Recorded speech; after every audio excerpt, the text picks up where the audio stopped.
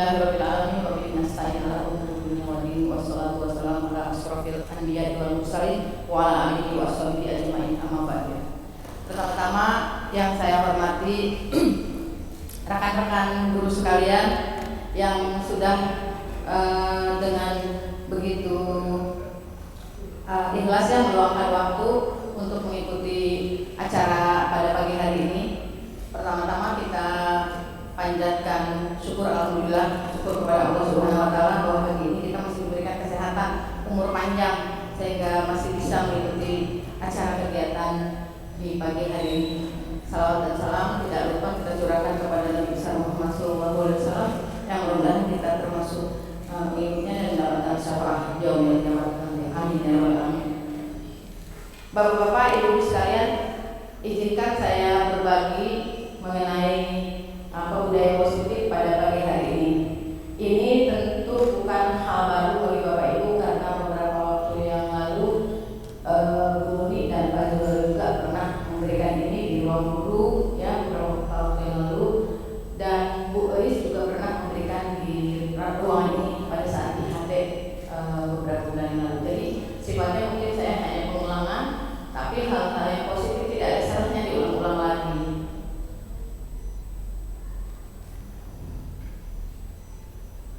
Bu Tika, kemarin saya minta tolong jadi operator ya. Mungkin kayak bisa ditanya. Terima kasih Bu Tika.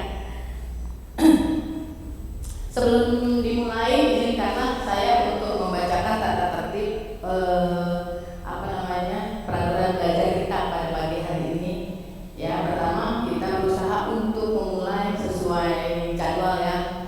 Meskipun tadi kita telah sebentar, kemudian kalau bisa di ruangan ini ketika belajar tidak menerima telepon, dan boleh nanti diskusi aja, sifatnya saya bukan mengajarkan, ini hanya aksi nyata saya ya sebagai guru penggerak, jadi sifatnya sharing, boleh nanya ketika sambil saya memberikan pemaparan. Kira-kira kalau mau ada tambahan lain, boleh Bapak Ibu kesepakatannya, atau cukup itu 3 poin aja ya? Oke, baik. Next, ketika kemudian tujuannya di sini sama sekali saya bukan menggurui, punten, saya juga guru, kita semua sama-sama guru, bukan menggurui, cuma berbagi ya. Di sini kita tujuannya pertama, mudah-mudahan kita semua bisa memahami beberapa budaya positif yang bisa kita terapkan di kelas. Yang kedua, kita bisa tahu sebagai guru itu posisi kontrol kita sebagai apa. Nanti di sana ada beberapa penjelasannya. Dan yang ketiga, mungkin ada istilah baru, guru di kelas itu banyak masalah. Nanti kita coba menyelesaikannya dengan salah satu metode yang disebut segitiga restitusi. Binatang apa itu segitiga restitusi? Nanti kita tahu pesan-pesan berikut ini. Lanjut Bu Tika, sebelum mulai saya pengen Bapak Ibu berdiri dulu biar olahraga pagi-pagi ya. Cari satu orang guru di sebelahnya sebagai pasangannya. Berdiri, ya aduh, Bu Dati ketemu pasangan soulmates ya.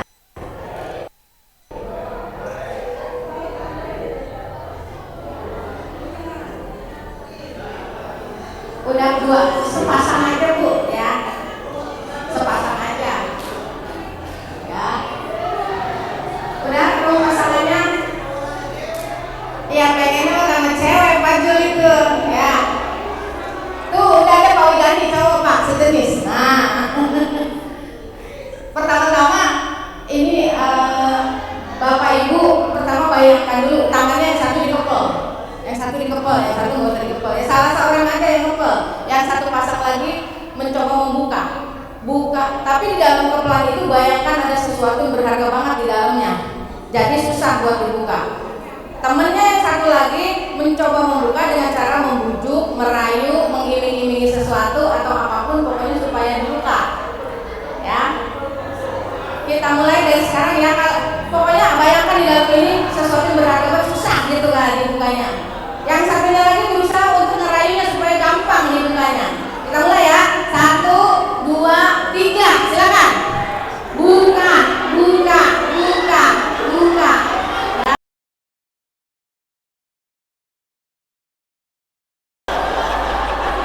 Sekuat tenaga enggak lah. Ada.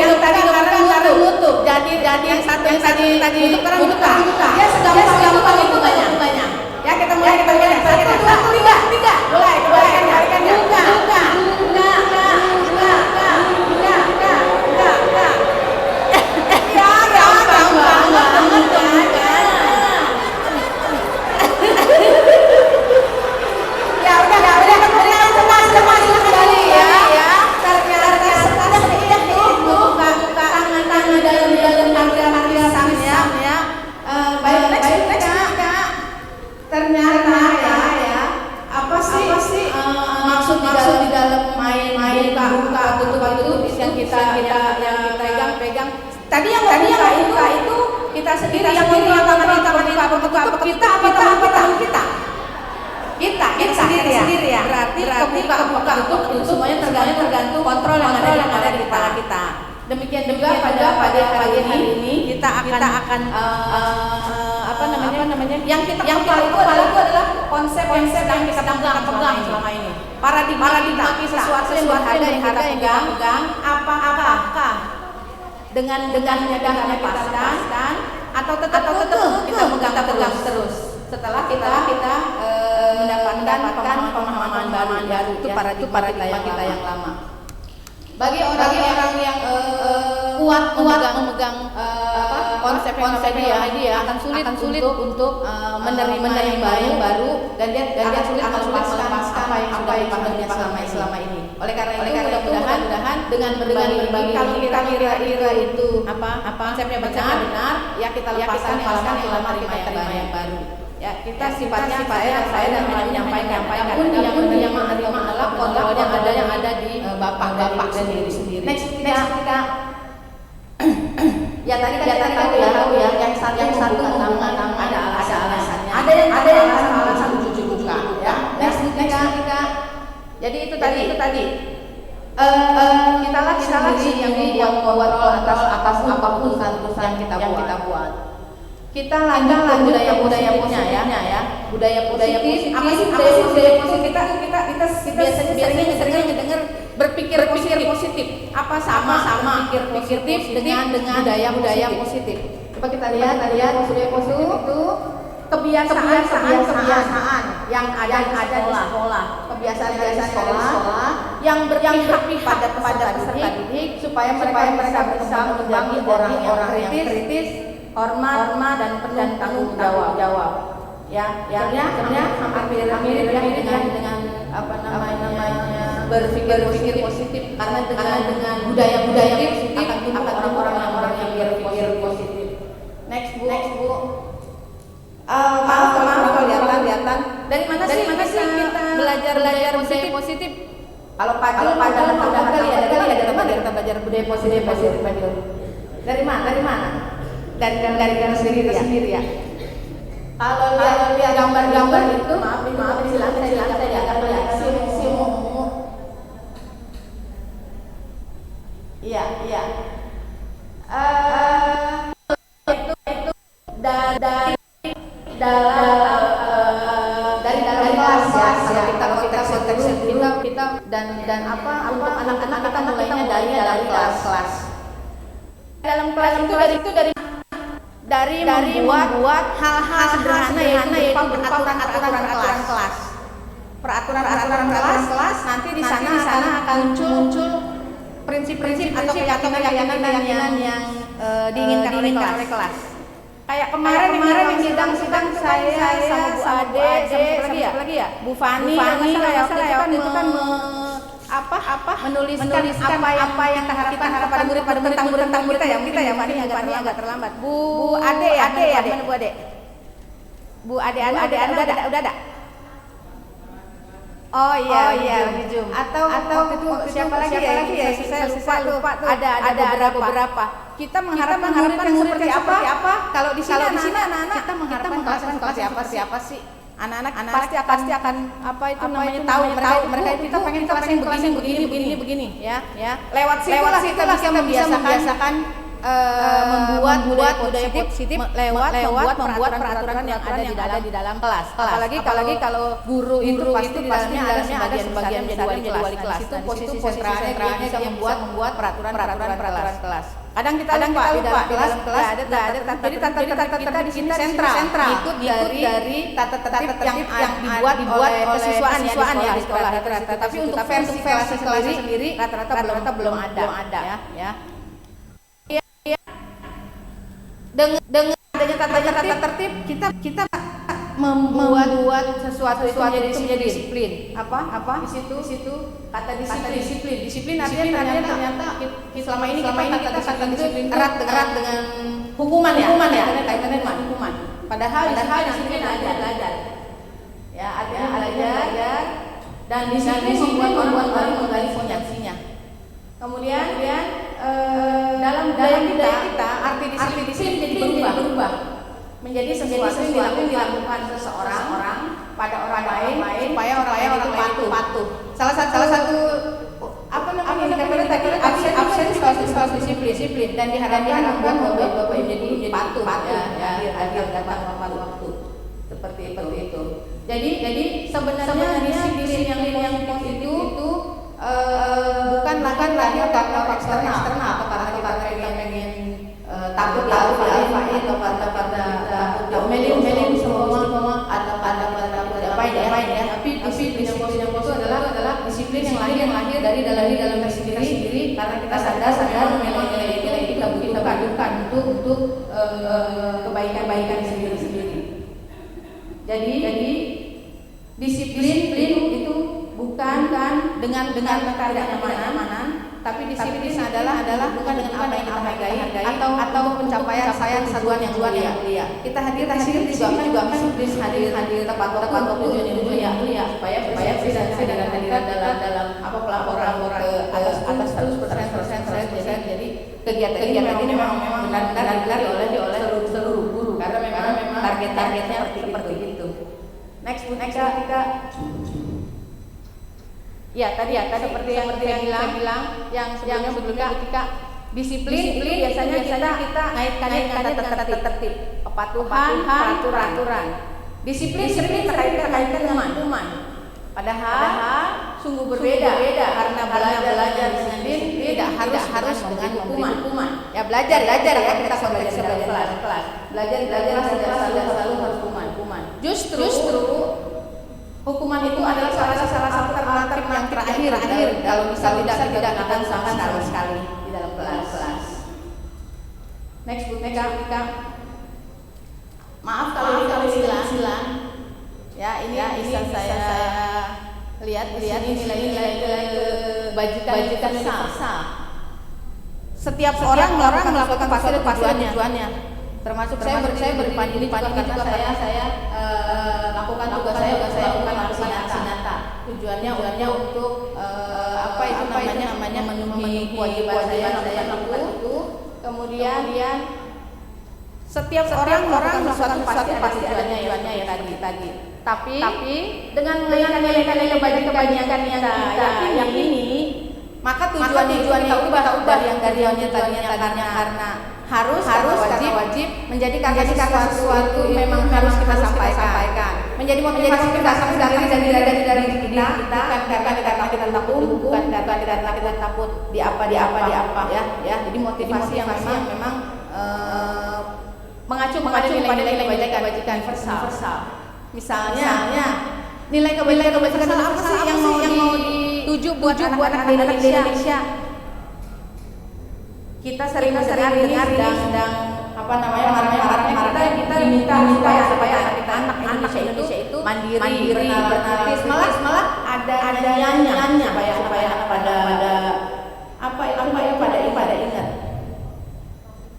Iya. Bu Dede bareng enggak Bu Dede? Boleh kasih Bu Dede.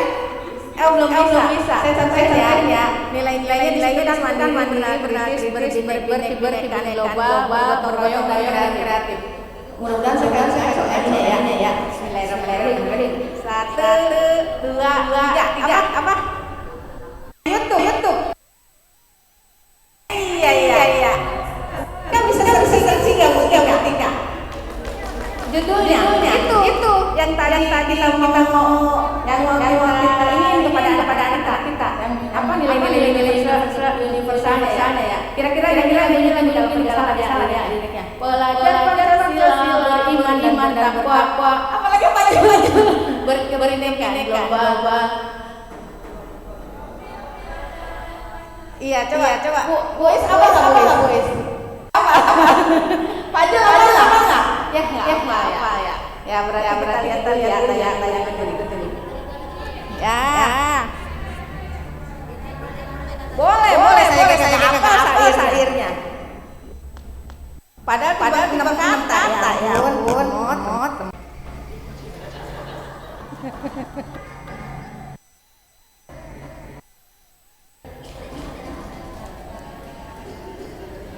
Here's how to turn your phone into a professional wireless video.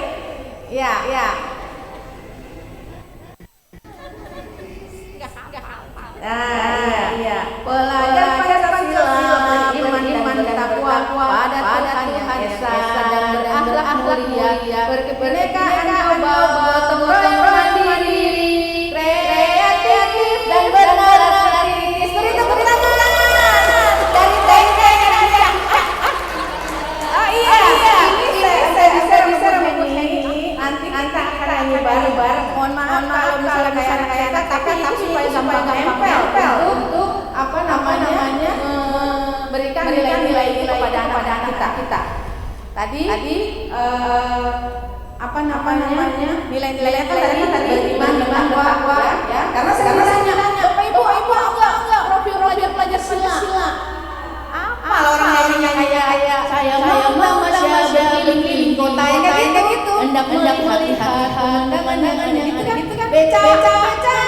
Coba saya itu ada apa dulu itu.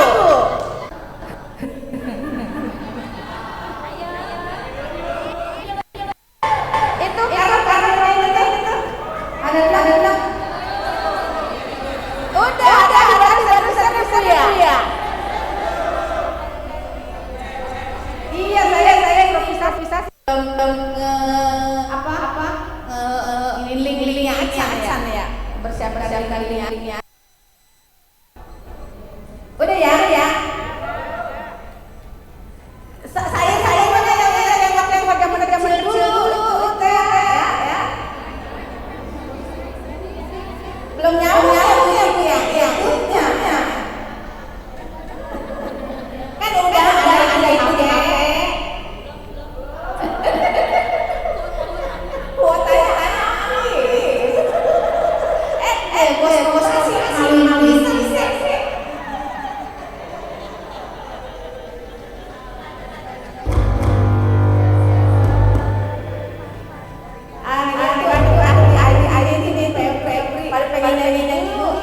supaya nanti kalau bapaknya tanya Bapak Ibu bagaimana pelajaran Pancasila yang sedang menerapkan anak-anak sebentar ya Pak kan enak kita jadinya beriman dan bertakwa pada Tuhan Yang Esa dan berakhlak mulia, berkebinekaan coba kreatif gotong royong mandiri, kreatif dan benar kritis. Tepuk tangan lagi buat Kauma. Kita semua udah saya. Ya, awalnya saya pelan-pelan.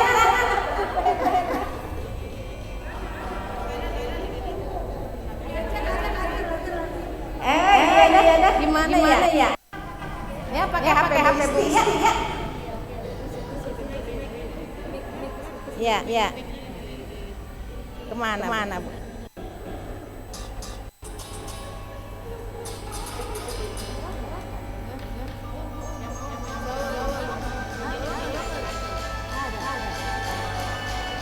Ayo. Dan bernalar kritis. Mulai. Jargon Pancasila, beriman dan takwa pada Tuhan Yang Esa dan berakhlak mulia, berkebinekaan global.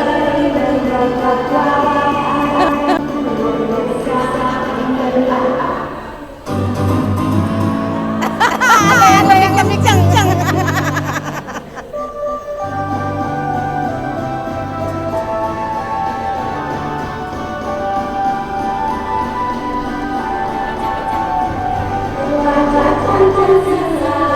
Beriman dan takwa pada Tuhan Yang Esa dan berakhlak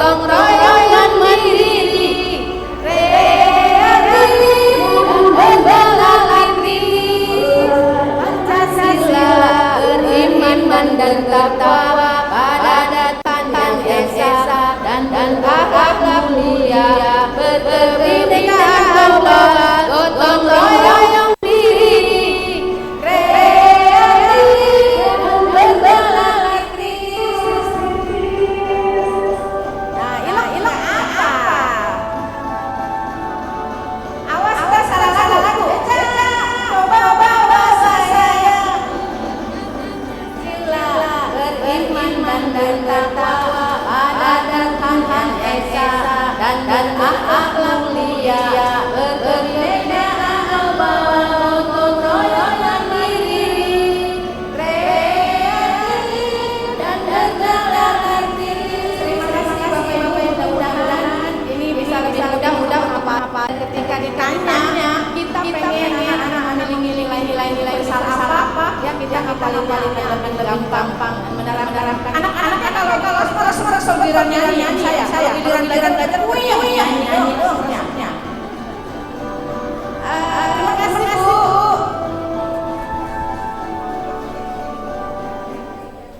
Terima kasih Bapak Ibu atas apa itu namanya sumbangan suaranya yang mudah-mudahan lebih membuat kita ingat anak-anak itu mau dibawa ke arah mana. Next butik. Ya, saya lagi tadi setiap manusia berperilaku pasti ada motivasinya ya. Motivasi di sini kita lihat ada tiga ya, ada motivasi eksternal dan internal. Itu yang di atas itu eksternal dua-duanya. Kenapa eksternal? Karena yang di atas bacanya kita motivasinya untuk menghindari hukuman. Biasanya kalau anak-anak kan motivasi datang pagi jangan awal-awal mereka memang dididik karena untuk menghindari hukuman ya. Agak yang kedua motivasinya untuk mendapatkan imbalan. Untuk mendapatkan imbalan dari orang lain atau dari institusi ya.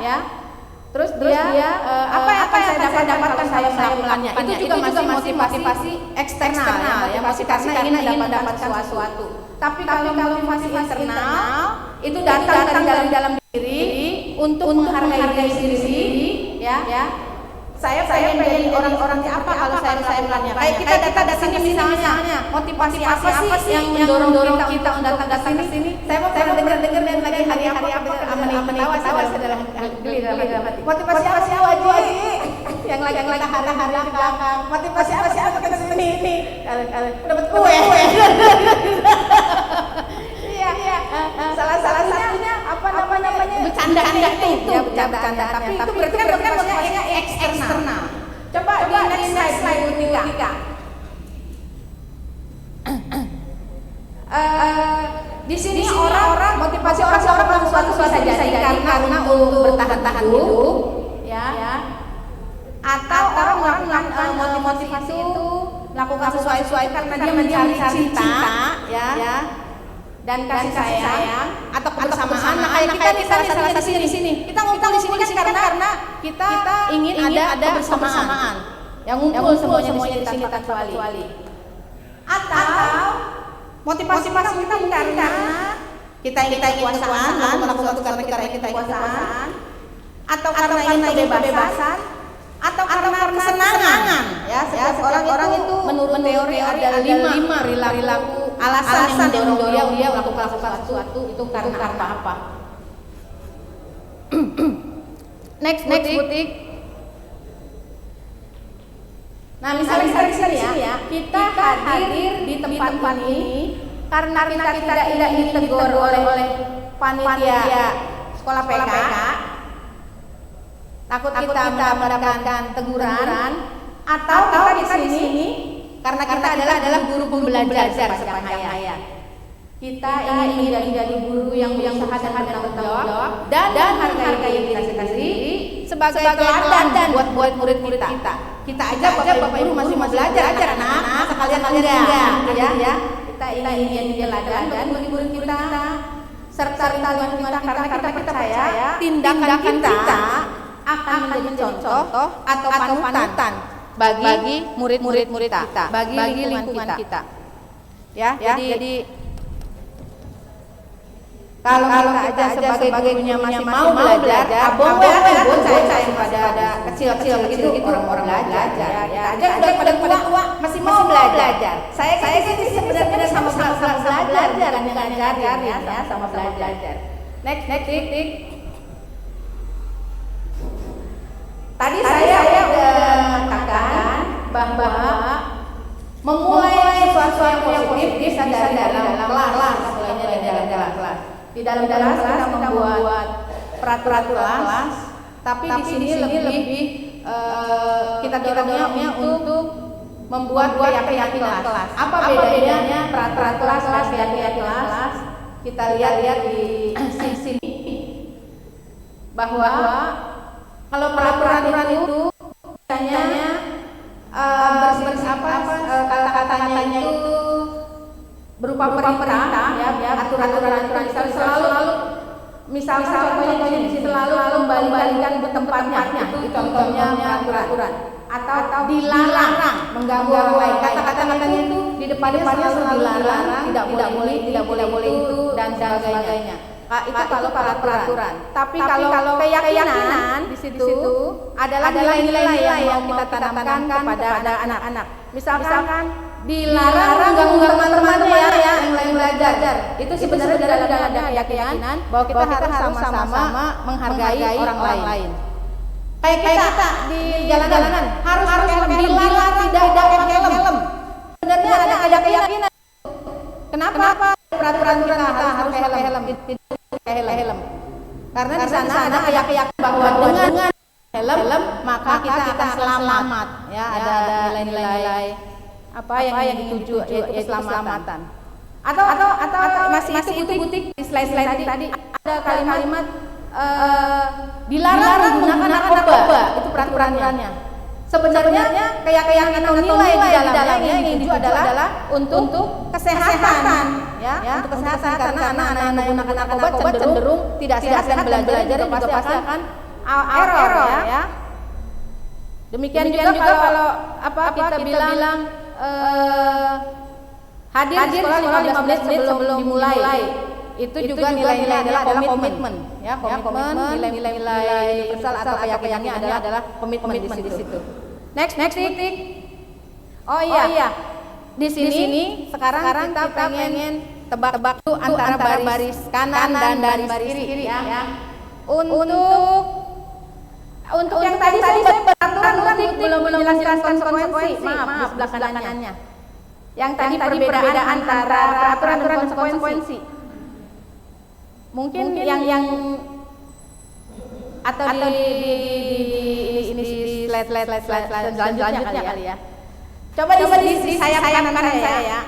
Mencatat satu kali di dalam buku. Kan biasanya ada hukuman gitu ya. Murid suruh nyatat 100 kali di dalam buku. Saya tidak terlambat lagi. Saya tidak akan ulangi lagi. Itu hukuman apa konsekuensi? Kalau menurut barisan ini. Hukuman. Kalau menurut barisan ini konsekuensi. Ya, coba klik biru-birunya. Bukan yang kanannya. Yang warna biru di kanan. Yang kotaknya maaf. Yang kotaknya digeser atau enggak. Nah, benar ya yang jawaban tadi benar. Kalau canggih dia langsung ngelingin ke LLS-nya. Sama kayak trader bisa milih ya. Jadi klik ternyata hukuman ya. Terus nih saya sekarang ya. Bocah suruh lari mengelilingi lapangan basket karena dia terlambat. Hukuman apa konsekuensi? Coba bukti. Benar enggak? Nah, hukuman benar. Terus bocah suruh up 15 kali. Dia enggak pakai masker. Hukuman apa konsekuensi? Iya, benar ya. Benar sih. Terus suruh ngegangguin kertas tugas teman yang udah dicoret.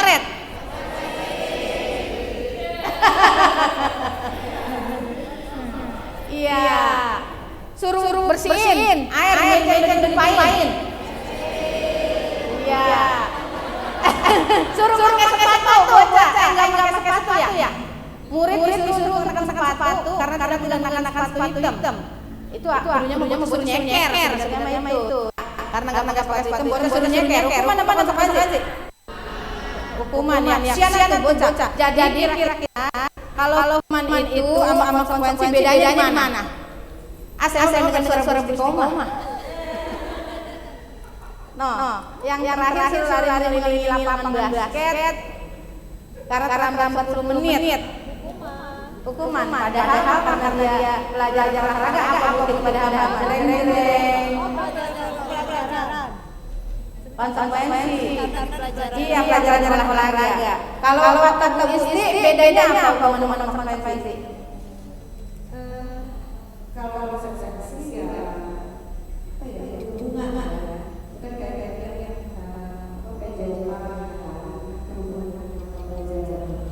begitu.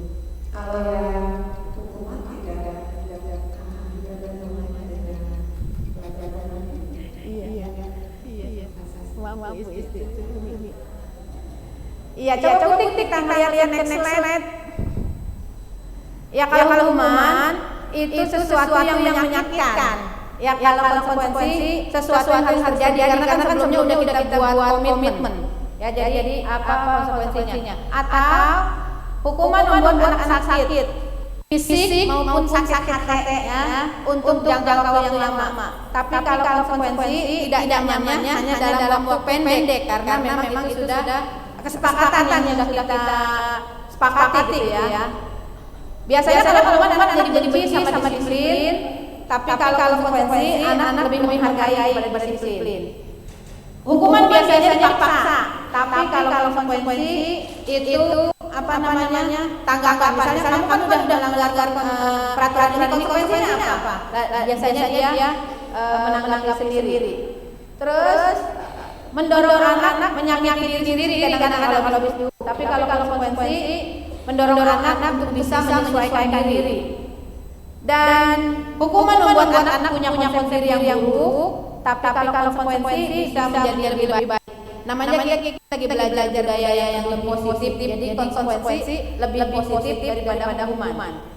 Kemudian yang terakhir, kalau dihukum anak bisa jadi marah, rasa bersalah, jadi malu, ya, jadi merasa dihargai, ya. Tapi kalau konsekuensi dia kehilangan haknya atau tidak nyamannya sementara ketika dia melanggar konsekuensi itu. Kalau dia melanggar konsekuensi atau konsensus, mereka konsekuensinya tidak akan terkena itu. Tapi emang mirip-mirip sih, kebanyakan kita ini kan anak-anak yang dihukum karena melanggar peraturan. Berarti itu lebih ke konsekuensi karena aturan sebelumnya kan sudah dibuat di musyawarah perwakilan kelas-kelas itu. Next putih, dunia berkualitas. Ini bahasanya banget ya, kalau saya memang tinggian, tapi karena yang harus saya sampaikan kan, yang apa dunia berkualitas itu sebenarnya adalah tempat khusus di dalam otak kita, tempat kita menyimpan gambaran dari semua yang kita inginkan, yang berisi orang-orang atau hal-hal apa yang terbaik dalam diri kita dan buat kita bahagia. Sederhananya di dunia berkualitas itu apa sih yang bikin kita bahagia? Itu kan? Karena standar kebahagiaan setiap orang berbeda-beda. Misalnya, next slide titik misalnya. Maaf kalau ada abu.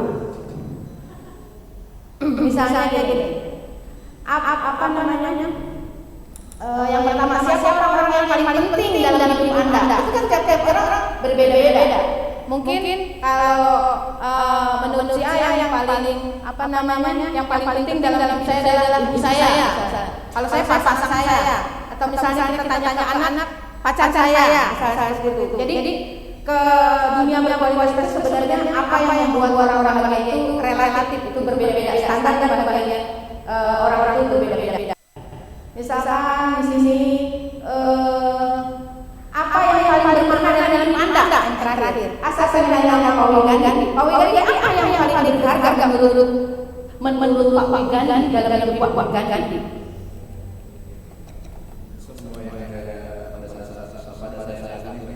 Oh, semuanya berharga. Bu Hamida, banyak berenang. Apa yang paling berharga yang mana dalam hidup Hamida? Mempunyai anak soleh. Punya anak soleh. Beda kan kebahagiaannya? Apa yang paling berharga Bu Hesti dalam hidup Bu Hesti? Memiliki kesehatan. Kan beda-beda kan? Artinya yang membuat setiap yang mana setiap orang berbeda. Artinya kebahagiaan setiap orang enggak standarnya berbeda-beda seperti itu. Ya, sekarang kita ke apa?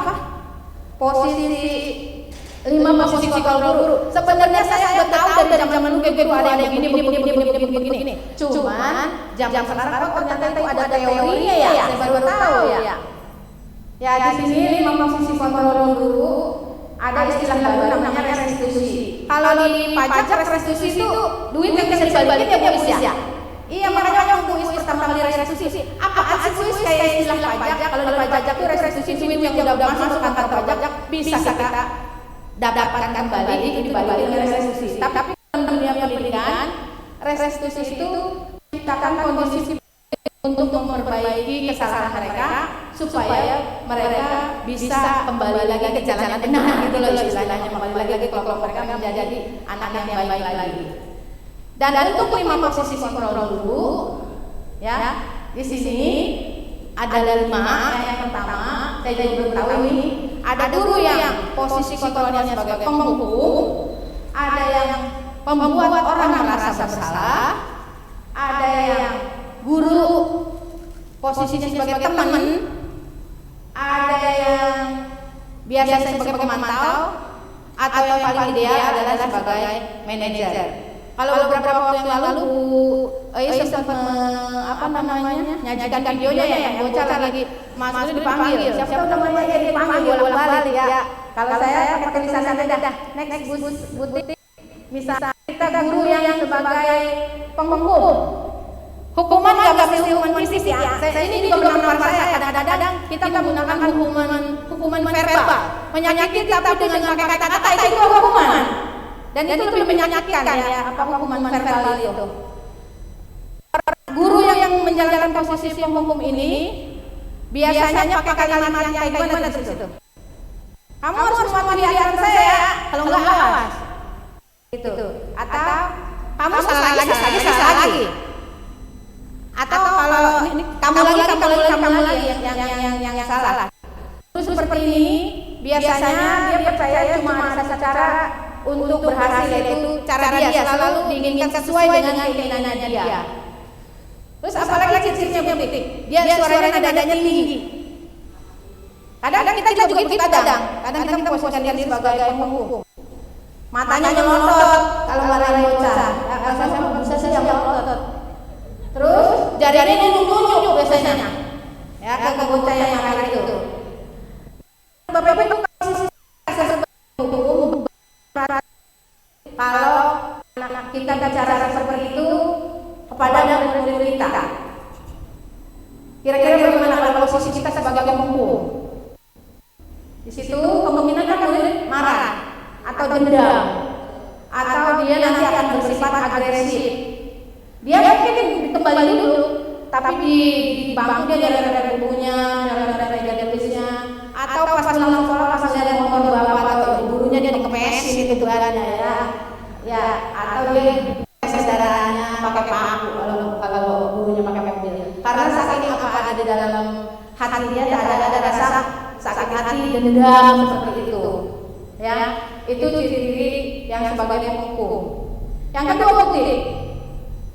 Itu kesehatan bocah maaf betul nangis ya. Membuat rasa bersalah. Biasanya ngomongnya mah pelan, tapi dalam ya, membuat dia merasa bersalah itu. Biasanya kalimatnya seperti ini, Ibu kecewa banget sama kamu. Kamu udah demi gitu ya.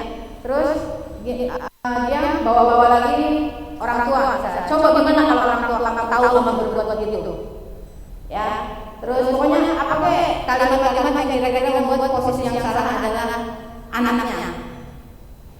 Nah, suaranya memang halus, ya.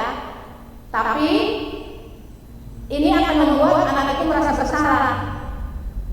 Kenapa dia merasa bersalah? Berarti dia udah ngecewain gurunya, ngecewain orang tuanya, dan dia merasa menjadi manusia yang gagal. Dia tidak sanggup membahagiakan orang lain. Kadang-kadang ini lebih berbahaya daripada yang tadi kita menghukum. Karena di dalam dirinya ini akan ada amarahnya tertutup karena nggak bisa kalau tadi kan rasa sedih ya masih bisa diekspresikan, marah masih bisa ditolerir. Kalau ini karena dia merasa bersalah, dia menyakiti, bahkan bisa meletus amarahnya dan dia bisa menyakiti diri dia sendiri karena dia merasa menjadi orang yang gagal. Itu lebih berbahaya daripada anak yang tidak bisa mengekspresikan emosinya. bisa-bisa kalau dia nggak bekerja lagi dia menjadi bisa bunuh diri karena dia merasa bahwa dirinya lah yang bersalah, dia menjadi sumber masalah dari semua masalah yang ada. Seperti itu. Saya baru tahu ternyata bikin anak bersalah itu bisa lebih berbahaya daripada kita melotot. Tapi saya ingin melotot aja dah yang lebih. Tapi itu juga salah ya. Ada pilihan-pilihan yang lain. Yang lain pun nih yang sebagai teman. Posisi kita sebagai teman apa bukan sih dalamnya coba bekerja. Kita marah, itu marahnya akrab. Bisa bercanda, bocah, ya. Terus misalnya, kamu gimana sih? Marah berjanji ke bapak, nggak tambah lagi. Tapi sambil ketawa. Kamu. Ya udah, kan jangan tambah lagi, kami sambil ketawa. Banyak mungkin di kita juga termasuk saya sendiri yang kadang menerapkan kayak gitu karena zaman sekarang bocah digalakkan kayaknya udah mempan zaman now bocah lebih mempannya diakrabin kata saya mah. Kalau ngejewek bocah sedikit ya atau nginin yang namanya fisik udah larinya kemana? Ke itu nggak boleh. Kalau dulu kan ngegetok tangan dulu ke garis sepanjang banget ya nggak ngapa-ngapa karena mobil dijewek serem ya larinya kita pelanggaran HAM. Jadi di sini sebagai teman memang murid akan senang akrab sama guru, dampaknya positif. Tapi murid jadi tergantung sama guru itu doang. Kalau ada masalah dia larinya ke guru itu lagi. Ya karena dia merasa guru itu adalah teman bagi dia. Guru yang lain-lain gak CS sama dia. Jadi dia pengennya sama guru itu jadi ada ketergantungan bukan karena kesadaran di dalam diri dia sendiri tapi dia tergantung sama guru tersebut. Itu kira-kira kalau kita memposisikan sebagai teman sama bocah-bocah atau kadang-kadang bocah kadang songong kalau kita jadi teman itu yang kadang-kadang nyebelin ya udah diakramin kadang songong merasa saking deketnya kita ya sama bocah jadinya dia kadang salah apa kadang kalau kita tekanan dia traktir bocah ngapa ya gitu. Next putih. Atau kita sebagai pemantau, kita kalau salah kita pantau ya. Kita ngawasi terus kayak tadi sebagai konsekuensi. Kamu nakal, peraturannya kayak apa? Peraturannya begini.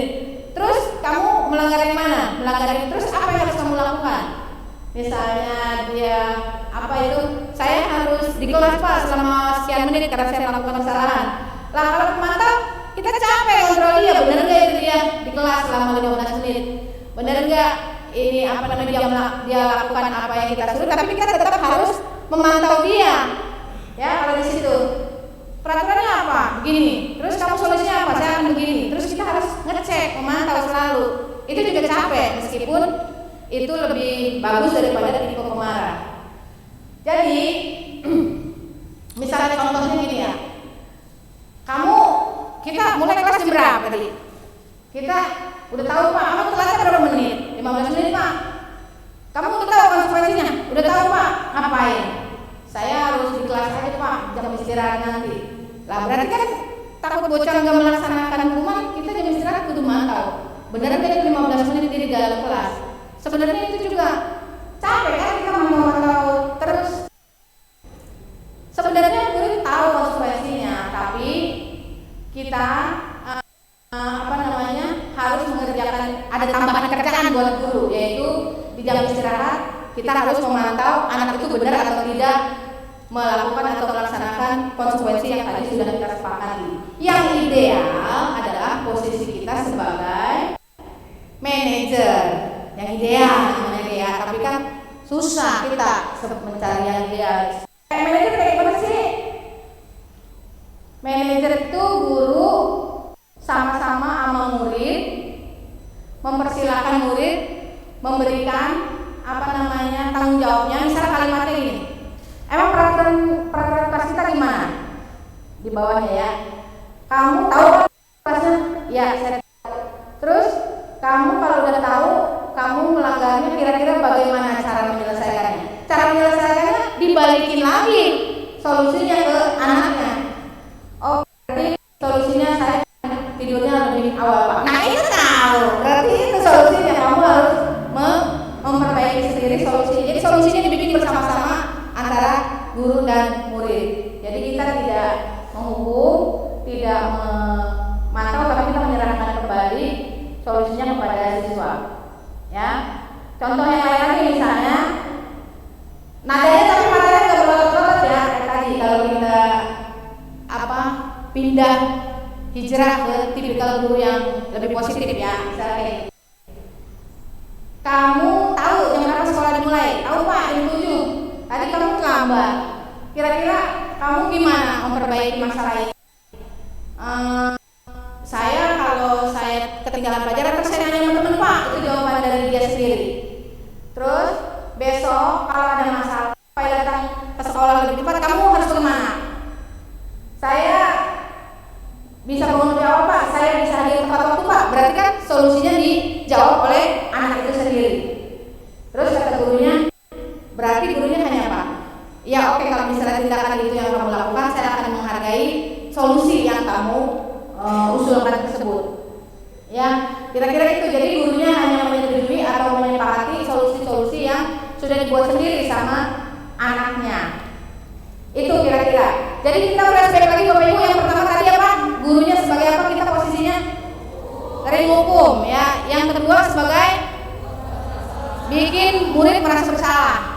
Yang ketiga kita CS teman sama murid. Yang keempat kita mantau saat mereka, dan yang terakhir kita sebagai manajer. Susah Bapak Ibu, emang susah, tapi kita namanya jadi berusaha ya untuk ke arah yang baik, menuju ke budaya yang lebih positif.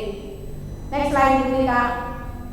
Nah itu tadi kalau kita sebagai manajer, cara menangani masalah ada dengan cara yang disebut menggunakan segitiga restitusi. Ya, tadi restitusi itu menciptakan kondisi untuk murid supaya memperbaiki kesalahan mereka, supaya mereka bisa kembali ke jalan yang benar, ya, atau bisa kembali kelompok mereka dengan karakter yang lebih kuat. Dia ini proses kolaboratif. Kolaboratif itu proses bareng-bareng ya antara guru dan murid ya, proses yang mengajarkan murid untuk mencari solusi sendiri untuk masalah mereka. Jadi solusinya yang jawab ya anak itu sendiri. Ya, sehingga dia akan berpikir sendiri tentang orang seperti apa yang dia inginkan dan apa yang harus dia lakukan. Seperti itu. Langkah-langkahnya ada 3 di situ. Ke yang next slide aja ketika yang ada bacanya jelas ya. Ini biasanya kalimat yang kita gunakan gini kalau kita jadi guru yang manajer ya, menggunakan ini. Kalau ada masalah, pertama bocah kita stabilkan dulu. Kita tenangin, ibarat kata sama bocah, jangan langsung kita omelin. Kalimat ini, tenang, setiap orang pasti pernah melakukan kesalahan. Jangan takut, jangan panik Neng, toh setiap orang pernah melakukan kesalahan. Gitu soal-soalnya kalimatnya ya. Terus kamu bukan satu-satunya anak yang pernah melakukan kesalahan ini. Ya tenang. Jadi tindakan pertama adalah menstabilkan si anak tersebut. Yang kedua kita memvalidasi tindakan. Validasi tindakan kalimatnya gini. Setiap orang melakukan sesuatu pasti ada alasannya. Bapak Ibu pengen tahu alasan kamu ngelakuin itu apa? Misalnya dia mintain bayi makanan temennya, siapa tahu dia karena dari rumahnya lapar, tidak terpenuhi kebutuhan makan dan minumnya, ya. Dia melakukan itu bukan karena dia nakal, tapi karena dia lapar, ya. Terus kamu tahu nggak ada cara yang lebih efektif untuk mendapat apa yang dibutuhkan? Misalnya tadi karena dia lapar dia jadi ngambil temennya. Kamu tahu nggak ada cara lain yang lebih efektif supaya kamu mendapatkan apa yang kamu butuhkan, atau cara lebih cantik? Berarti kan meminta dengan baik-baik, baru temennya akan kesian tuh kalau bagi ibu kan udah makan lapar. Oke, jangan main ambil. Baik, kita tanya ada cara yang lebih efektif itu yang kita. Nah, kemudian yang terakhir ini adalah menanyakan. Misalkan udah tahu itu salah. Itu kan salah. Emang peraturan kelas kita sebenarnya begitu atau bukan? ibaratnya bahasa bekasinya gini, lu mintain makanan teman baik, itu kan nggak boleh. Kayak kan kelas kita nggak boleh kan membuat itu, iya nggak boleh. Nah kalau nggak boleh, terus kamu harus bagaimana? Kan kembali tadi kalau mau jadi manajer, solusinya dibalikin lagi ke muridnya. Tanya, jadi seharusnya bagaimana? Iya Bu, seharusnya saya kalau main terbuka ya Bu, harusnya memintanya pelan-pelan seperti itu. Jadi ada cara yang lebih baik, terus kita kembalikan. Nah seperti itu. Jadi kalau mau minta dengan cara yang lebih baik, sehingga dengan begitu tahu di mana kesalahannya, tahu bisa kembali lagi menjadi anak yang tidak nakal atau tidak dibenci sama teman-temannya karena dia sudah katakanlah kembali ke jalannya. Memang susah, harus melakukan latihan berkali-kali untuk menjadi ibarat kata guru yang tipikalnya manajer, gak mudah. Kadang-kadang kita balik lagi ke teman, kadang-kadang kita balik lagi sebagai pemantau, asal jangan kembali lagi aja kita menjadi seperti yang dulu, yaitu yang tipe pemarah. Saya berusaha untuk meninggalkan tradisi lama yang ternyata itu salah, ya, menjadi seorang pemarah. Next slide, Putri. Ya, sekarang mah saya pengen refleksi aja. Oke, Pak Rizky selama ini kira-kira posisi Pak Rizky ada di posisi yang mana di antara kelima itu, Pak? Menurut introspeksi penerawangan Pak Diki. Pak Diki. Pak Rizky jadi Pak Diki. Kayaknya sebagai teman, sebagai teman. Iya, pantesan ini guru paling favorit, ini bocah paling favorit betul ya. Berarti tepuk tangan Pak Diki sebagai teman. Masih mending, berarti tidak sebagai penghukum. Bude sebagai apa Bude biasanya? Ya kadang-kadang sebagai penghukum, kadang-kadang teman. Iya. Anda kita juga nggak bisa menghindari. Ada bocah yang memang tidak bisa pendekatannya sebagai teman ya Bude ya. Kita juga lihat secara situasional. Saya sebenarnya nggak setuju apa sih sama teori ini karena kadang-kadang ada bocah yang nggak tepat menggunakan pendekatan teman dan dia belum siap untuk diajak diskusi atau berkolaborasi dengan manajer. Tapi untuk step awal mungkin boleh, tapi lama-lama kita akan beralih juga menjadi ke tipe yang manajer yang menyerahkan solusinya itu kepada anak itu sendiri, ya kira-kira itu.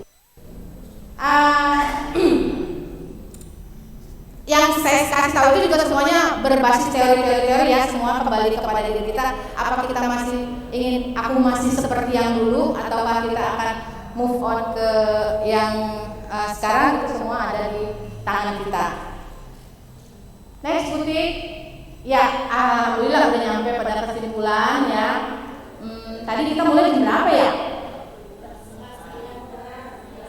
8:30. Yakin? Soalnya kata boleh saya nggak boleh kurang 1 menit pun. Kalau kurang 1 menit tidak bisa diupload. Oh gitu. Ya apa bisa ya? Oh iya. Nggak apa-apa dah. Ntar saya kasih contoh penerapan sedikit garis diskusi saya sama anak-anak ya. Jangan diketahui kalau saya jadi artis amatiran yang agak jelas juntrungannya ya. Di sini kesimpulannya tadi.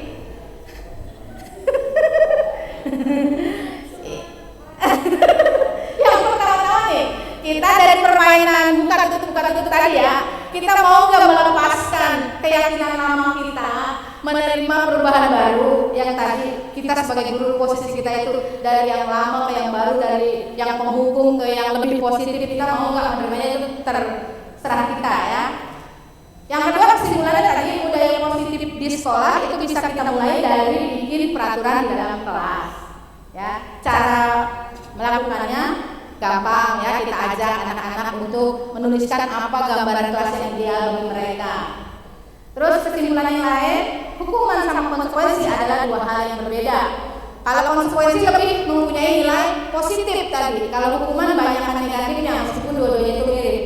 Hukuman akan menimbulkan sakit hati dan lain-lainnya. Jadi lebih positif ke konsekuensi. Untuk mengubah konsekuensi kita harus bikin dulu konsensus yang disepakatinya, ya baru kita bisa melihat dia melanggar konsekuensi atau tidak. Kesimpulan yang keempat, Buti, nilai universal itu nilai positif yang penting untuk kita tanamkan ke anak-anak. Kita pengen anak-anak kita seperti apa tadi nilai universalnya? Kita ingin anak-anak kita yang beriman dan bertakwa, terus berakhlak mulia. Terus kita pengen anak-anak berkebinekaan global, jadi nggak kayak katak dalam tempurung ya, dia harus searching lewat apapun supaya wawasannya lebih luas. Terus kita ingin anak kita kreatif, mandiri, bernalar, kritis, tuh udah pas 6 ya, udah pas 6 tanpa harus dihafalin ya. Kemudian dalam menyelesaikan masalah yang ideal kita pakai segitiga restitusi ya. Dari 5 posisi kontrol guru yang tadi sudah dipaparkan, sebaiknya kita hindari memilih posisi sebagai penghukum atau pembuat rasa bersalah. Masih ada 3 lagi yang lebih positif yang bisa kita pilih, yaitu kita sebagai teman memantau atau yang dia sebagai manajer.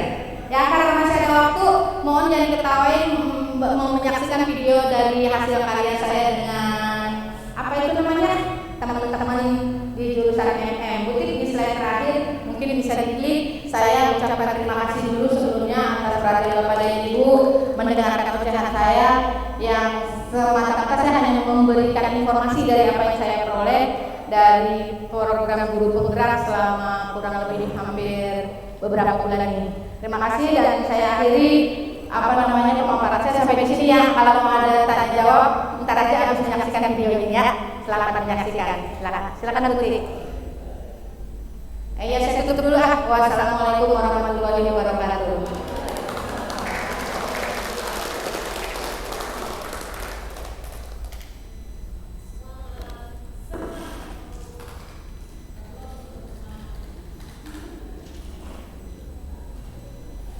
Ayo di sini dulu ya. Yang di slide terakhir. Siap Butik. Jangan diketawain, jangan ketawa, awas ya.